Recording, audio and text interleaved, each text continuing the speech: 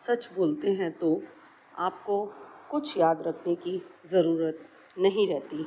नमस्कार बच्चों, मैं निधि अग्रवाल आज आपको सत्य कविता का अंतिम और 5वां काव्यांश पढ़ाऊंगी। कविता का परिचय वैसे तो आप चारों काव्यांश में समझ गए हैं, वही इस कविता का परिचय है।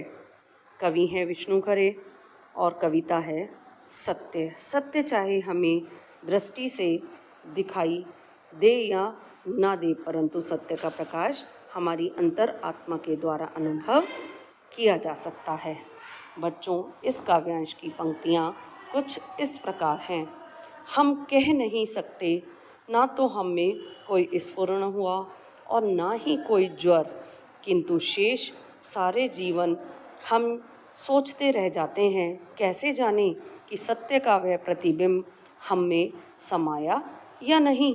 हमारी आत्मा में जो कभी कभी दमक उठता है, क्या वह उसकी छुअन है? जैसे विदुर कहना चाहते हों कि वह बता सकते थे, सोचा होगा माथे के मुकुट के साथ अपना मुकुट नीचे किए युधिष्ठिर ने खांडव प्रस्थ से इंद्रप्रस्थ लौटते हुए।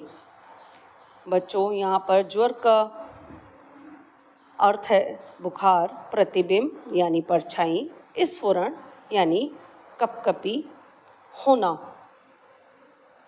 कवि कहता है कि सत्य के भीतर से प्रकाश जैसा जो पुंज हमारे पास आता है, हम कह नहीं सकते कि वह हमारे भीतर गया या नहीं, क्योंकि ना तो हमारे अंदर हलचल हुई और ना ही कोई कंपन हुआ और ना ही किसी विशेष प्रकार की ऊर्जा को महसूस किया। बच्चों, इसका अर्थ है कि सत्य का प्रकाश हमें कभी भी दिखाई नहीं देता। सत्य की पहचान आत्मा के द्वारा ही की जा सकती है। यह केवल अनुभव किया जा सकता है।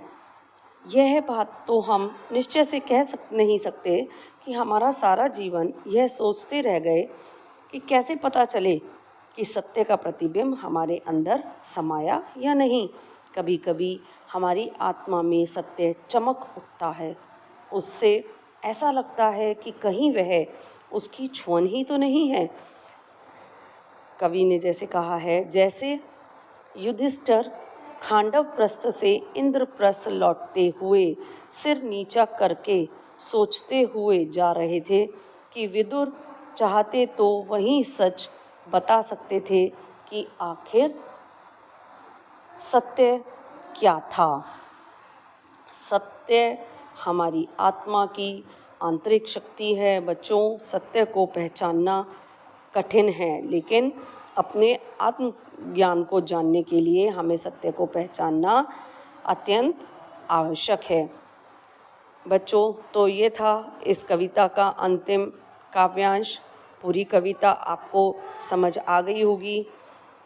सत्य की महिमा का वर्णन है, कभी कभी में पुनरुक्ति, प्रकाश अलंकार है, शांत रस है, सत्य का मानवीकरण किया गया है और भाषा खड़ी बोली में एक सहज अभिव्यक्ति है विष्णु खरे के द्वारा।